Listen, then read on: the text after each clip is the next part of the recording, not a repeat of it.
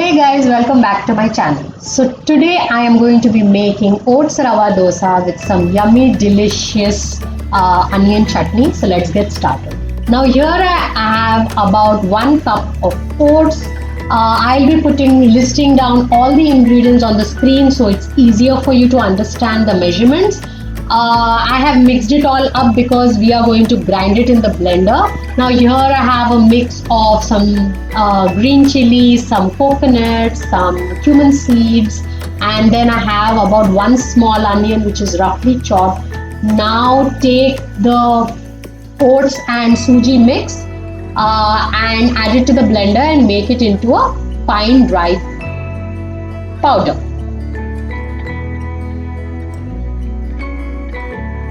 So as you can see, the oats and suji mix have completely blended well. The reason why I do this step is because it ensures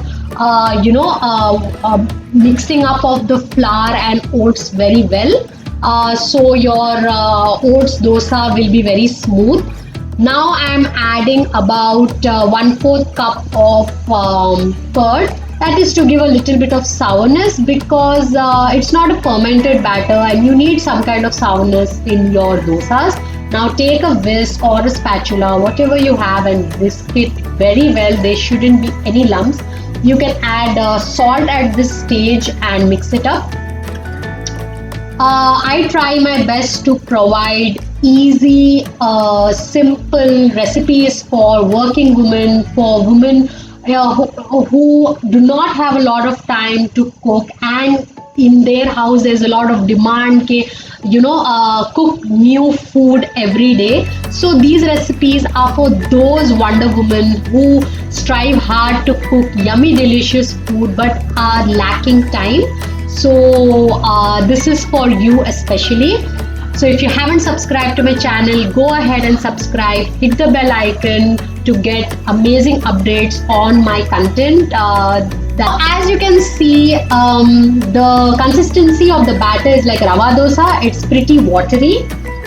Now add up your onions and your green chilies, your coriander mix, and keep it aside for about 10 to 12 minutes. The reason why you have to keep it aside is because it has suji, and suji will absorb a little bit of water. So after that, after your dosa batter rests for some time, again you check the consistency, and if you think you need a little more of water to make it thin or runny, feel free and add it. Now keep the pan very hot. You have to remember your pan is super hot, and pour the batter from a high distance, like literally splash the dosa batter onto your hot pan.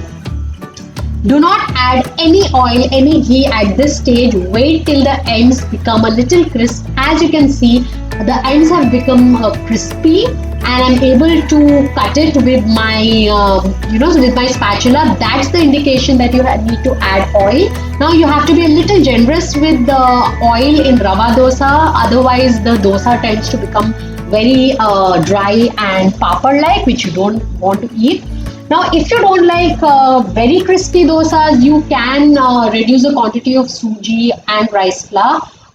But this is a restaurant style paper rava dosa for all of you who love restaurant style paper dosas, but due to the lockdown you're unable to go ahead and eat it. So this is for all of you who are missing your paper dosas. Now as you can see, the dosas have become nice and golden brown.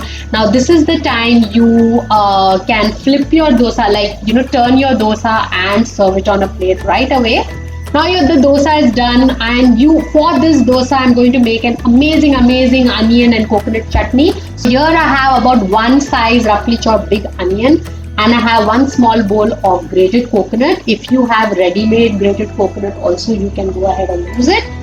Now here I have, this is for the tempering. I have some curry leaves, some cumin dry, and some dry red chili. Here I have a mix of 1 teaspoon of red chili powder, 1 teaspoon of Kashmiri red chili powder, and some salt to taste.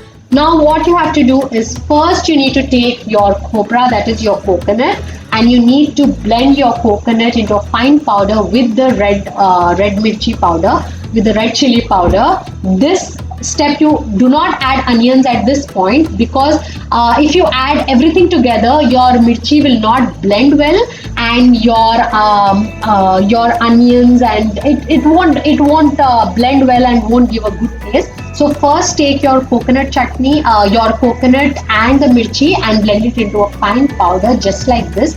It has to be fine. Now you add the onions. Now that your mirchi is well blended with the coconut, now you add the onions, and add a little bit of water, like about just 1 tablespoon of water, just so that it's easier for your onions to blend. That's it. That is the amount of water you need. Be careful with the water. This is the consistency you want for your chutney. So take it out in a bowl, and let's continue with the tempering. Now, because your onions are raw at this stage, you need to cook them. So you're going to take a pan and you're going to add your tempering, add curry leaves, add 2 whole red chilies, some mustard seeds, some cumin seeds, and let it get a nice dark color.